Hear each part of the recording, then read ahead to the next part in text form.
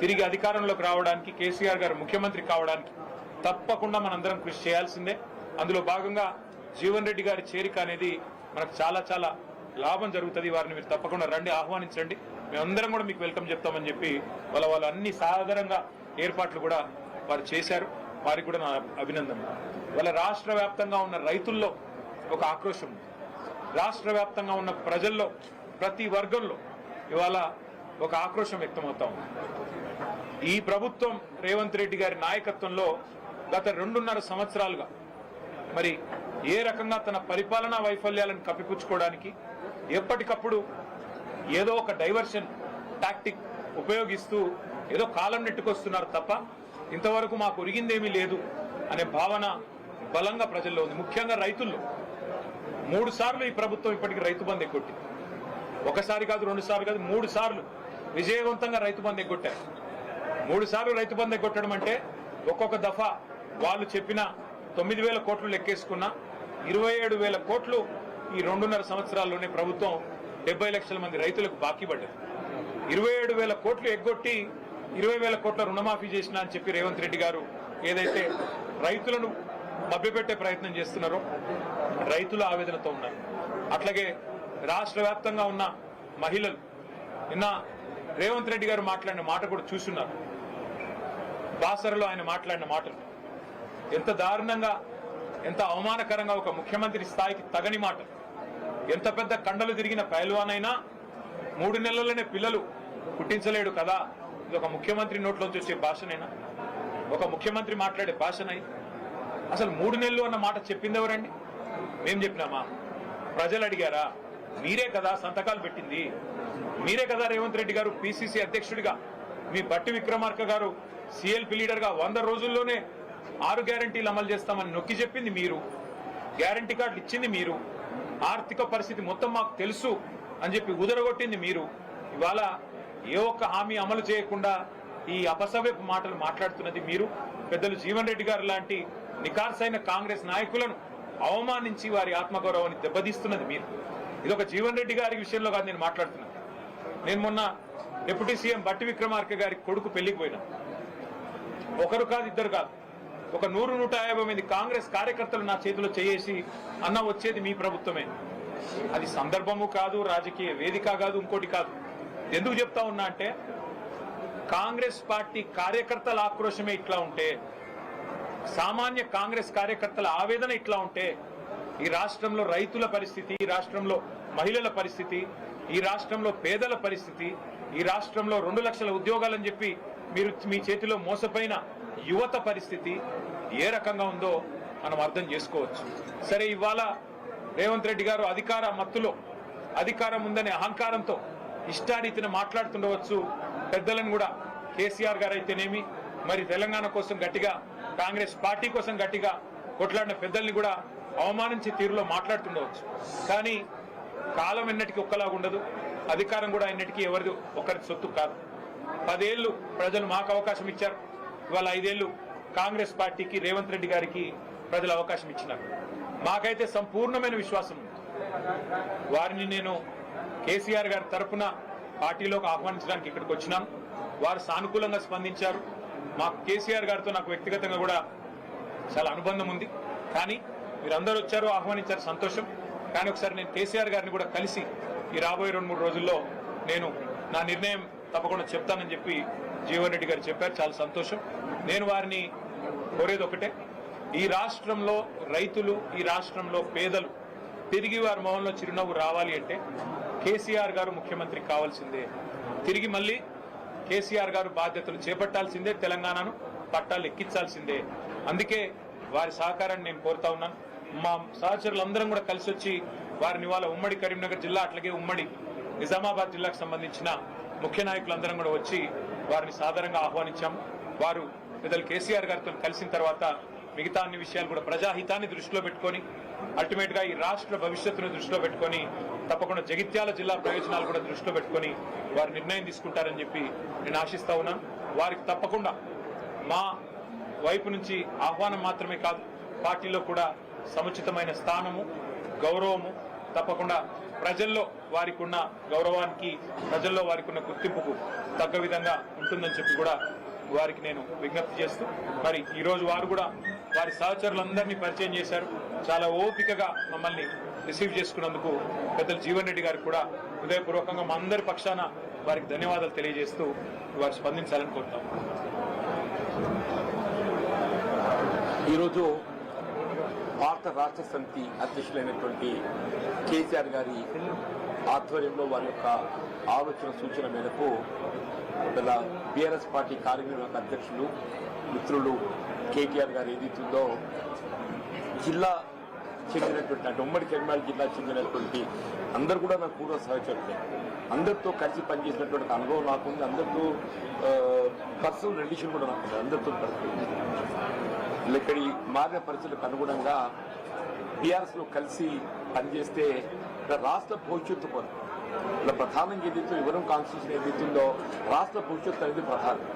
రాష్ట్ర భవిష్యత్తు కొరకు ఏదైతుందో మనం పాటుపడుతున్నటువంటి అవకాశం మరి వారు నాకు కల్పించడానికి ముందుకు వచ్చినందుకు నేను వారికి హృదయపూర్వకంగా ధన్యవాదాలు చెప్తాను. చెప్పండి, నేను వాస్తవంగా ఏదైతుందో 25 మార్చ్ నేను కాంగ్రెస్ పార్టీ నుండి రాజీనామా చేయాలని చెప్పని నిర్ణయం తీసుకున్న నాడు కొత్త భావోద్వేగానికి గురి కావడం జరిగింది. 4 దశాబ్దాల అనుబంధం కలిగినటువంటి ఒక రాజకీయ పార్టీ నుండి మరి బంధం తెచ్చుకునేటువంటి ఒక పరిస్థితి ఎదురు కావటం కొంత నాకు ఆనాడు really I felt that day was very unfortunate. కానీ ఇవాళ ఒక విధంగా ఏమనిపిస్తుంది, కాంగ్రెస్ పార్టీతో అనుబంధం తెచ్చుకున్నా కానీ ఇలా భారతీయ రాష్ట్ర సమితి లాంటి తెలంగాణ రాష్ట్ర ఏర్పాటు సాధన కొరకు ఉద్యమించినటువంటి ఒక నాయకుడు కేసీఆర్ గారి యొక్క నాయకత్వంలో పనిచేసేటువంటి అవకాశం నాకు లభిస్తున్నందుకు real I'm feelings today is the most happiest day in my life. అంటే ఇలా జీవితం అనేది ఎటు దారి తీసి ఏంటి మనం ఎవరు కూడా ఊహించమని చెప్పండి.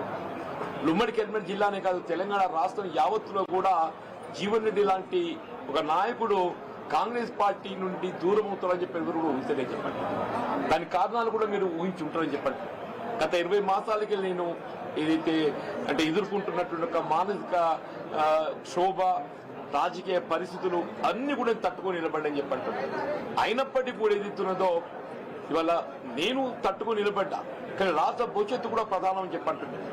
వీళ్ళ ఆనాడు ఏదైతే 2023 సాధారణ శాసనసభ ఎన్నికల్లో ఒక్కరికొకరు ఏముంటుందంటే ఇంకా మెరుగైన పాలన కావాలి, ఇంకా మాకేదో భవిష్యత్తు కావాలనుకుంటాం. ఆనాడు ఏదైతే 10 సంవత్సరాల కేసీఆర్ పాలనలో తెలంగాణ సమాజానికి కల్పించినటువంటి యొక్క పరిష్కారాలు ఏదైతుందో అభివృద్ధి ఉందో ఇంకా మెరుగైన పాలన కావాలని చెప్పిన కాంగ్రెస్ పార్టీ మరి మీరు పేర్కొనడం జరిగిందో దాన్ని ప్రజలు ఆకర్షితులైన కాంగ్రెస్ పార్టీకి అవకాశం కల్పించింది. కానీ రియల్లీ ఏదైతుందో నా అనుభవం చెప్పంటుంది.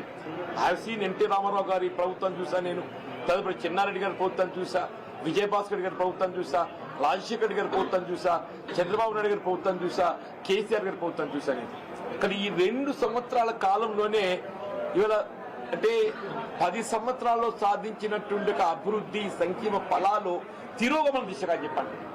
కేసీఆర్ గారు ఏ ఉద్యమ నేతగా తెలంగాణ రాష్ట్రాన్ని సాధించడానికి వారు ఉద్యమించిండ్రో వారి సాధారణంగా తెలంగాణ రాష్ట్ర భవిష్యత్తు నిర్మాణానికి 10 సంవత్సరాలు కృషి చేస్తే అది 2 సంవత్సరాల్లో తిరోగమన చర్యగా వీళ్ళ ప్రజలు ఏదైతుందో అంటే నేను ప్రాక్టికల్ చెప్తున్నాను. ఇవాళ నేను మీరేదో వచ్చిందో అని చెప్పని బీఆర్ఎస్ లో జాయిన్ కావాలని చెప్పి ఇక్కడ నిర్ణయం ప్రకటించడం కాదు చెప్పంటున్నాను. నేను ఆనాడే నిర్ణయం తీసుకోవాలని చెప్పని నేను కొంతమంది నాకు గుర్తింపు పెట్టి అయినా నేను I want to study the mind of the people. ప్రజాభిప్రాయం ప్రజలు ఏ విధంగా స్పందన ఉందో గమనిస్తామని చెప్పండి. మా మిత్రులు సహచరులు శివప్లాస్ యొక్క అభిప్రాయం కూడా సేకరించమని చెప్పని ఈ 2 వారాన్ని ఓపిక పెట్టని చెప్పండి. మా మిత్రులు శిరోభిలాషులు సహచరులు వారి యొక్క సూచనలు సలహాలతో పాటుగా ముఖ్యంగా ప్రజాభిప్రాయాన్ని గమనించండి. నేను ఈ మధ్య ఒక 4-5 డేస్ బ్యాక్ ఇట్లా ఒక ప్రెస్ కాన్ఫరెన్స్ పెట్టింది. మా ప్రెస్ మిత్రులు కూడా ఇంకా మీరు ఎందుకు ఓపిక పడుతుంది సార్, ఏదో నిర్ణయం ప్రకటిస్తే అయిపోతాయి కదా, ఎందుకు మీరు అనుకున్నట్టు ప్రకటించి ముందుకు పోతే అయిపోతాయి కదా అని చెప్పని మా పాత్రికేయ సోదరులు కూడా ఏది ఇస్తుందో దే టు హ్యావ్ సజెస్టెడ్. అంటే ఇవాళ ఏది ఇంకా మీరు రీచ్ అవ్వాల్సిన అవసరం లేదు, you can go further, you can go head అనే ఒక భావ సూచనలు మా పాత్రికేయ సోదరులు కూడా పొందడం జరిగిందని చెప్పండి. అంటే వాళ్ళు ఏది ఇస్తుందో కేసీఆర్ గారి యొక్క నాయకత్వంలో పనిచేసే ఒక అవకాశం మీరు అన్నట్టు 2014లో నాకు వచ్చింది. అయినా కానీ ఇది పొలిటికల్ కమిట్మెంట్ తోని నేను కాంగ్రెస్ లో కొనసాగింది. బట్ ఇవాళ పరిస్థితి లోపల ఏదైతుందో నేను వ్యక్తిగతంగా కాంగ్రెస్ లో ఎదుర్కొంటున్నటువంటి ఒక మానసిక మానసిక ఇబ్బందులకు తోడు ఏదైతుందో నాకు రాష్ట్ర హితం ప్రధానం కనబడుతుందని చెప్పి ఎవరికైనా ప్రజా జీవితం అనేది రాష్ట్ర హితం అని చెప్పంటారు. ఆ రాష్ట్ర హితము ముఖ్యంగా రైతాంగం, రైతు కూలీలు, నిరుపేద వర్గాలు, దళితులు, బలహీన వర్గాలు, ఆడబిడ్డలని చెప్పంటారు. నేను విద్యార్థి లోకం అని చెప్పండి నినాగమం ఏదైతుందో కోర్టు వీళ్ళ ఫీజు రియంబర్స్మెంట్ ఏదైతుందో రాష్ట్రంలో చెల్లింపు చేయలేకపోతుంది కాబట్టి మీరు తల్లిదండ్రుల దగ్గర ఫీజు వసూలు చేసుకోవచ్చని చెప్పాను. ఎంతకన్నా మోస్ట్ అన్ఫార్చునేట్ థింగ్ ఏముండో చెప్పంటారు. ప్రభుత్వం యొక్క వైఫల్యానికి ఇంతకన్నా పెద్ద నిదర్శనం ఏముంటుందో చెప్పంటున్నాను. విద్యార్థులంటే రాష్ట్ర భవిష్యత్తు, దేశ భవిష్యత్తు అని చెప్పంటున్నా. అటు విద్యార్థి లోకానికి ఏది ఇస్తుందో ఇవాళ మనము భవిష్యత్తు చూపెట్టలేకపోతున్నాం అని చెప్పంటే పాలన అనేది ఏ విధంగా కొనసాగుతుందో దీన్ని బట్టి ఊహించవచ్చు అని చెప్పంటారు. తప్పకుండా ఇవాళ మీరు ఏదైతే ఇంత అంటే really you need not come up to this place నాకు రావాలన్నట్టు మీరు రావాల్సినందుకు నిజంగా మీకు అందరికీ, మీ మిత్రులకు అందరికీ ముఖ్యంగా ఏతుందో మా మిత్రులు పొప్పులీశ్వర్ గారు వారు ఇక్కడ మంత్రిగా పనిచేసిండ్రు. వారితో నేను కలిసి శాసనసభ్యులు పనిచేసిన, శాసన మండలి సభ్యులు పనిచేసిన. రమణ గారితో కూడా ఏదైతుందో వారు ఎంపీగా ఉన్నప్పుడు నేను ఎమ్మెల్యేగా పనిచేశాను. నేను మీ ఇద్దరం కూడా ఏదో చిరకాల మిత్రులము. 93 వరకు ఏదో కలిసి పనిచేసినవి. Only 94 he has deferred with me. Only 94 he has deferred with me. తర్వాత వాడు పార్లమెంట్ ఎన్నికైన తర్వాత ఏదైతుందో ఇవాళ వారి ఏదైతే ఎమ్మెల్యే స్థానం ఖాళీ కావడంతో అక్కడికి నాకు ఉప ఎన్నికలు పోటీ చేసే అవకాశం వచ్చింది. దట్ ఎలక్షన్ నన్ను కెప్ట్ మీద మొత్తం రాష్ట్ర స్థాయిలో నాయకత్వం నాకు నిలబెట్టింది ఆ ఉప ఎన్నిక అని చెప్పండి. ఇక్కడ సోదరు వసంత జడ్పీ చైర్పర్సన్ ఏదైతుందో నేను ఎమ్మెల్యేగా ఉన్నప్పుడు కూడా ఏది ఇంత గౌరవించుతుంది అని చెప్పంటే మీరు మీటింగ్ రావాలన్నా మీరు వచ్చి మీలాంటి వాళ్ళకి సలహాలు సూచనలు ఇవ్వాలని చెప్పాను.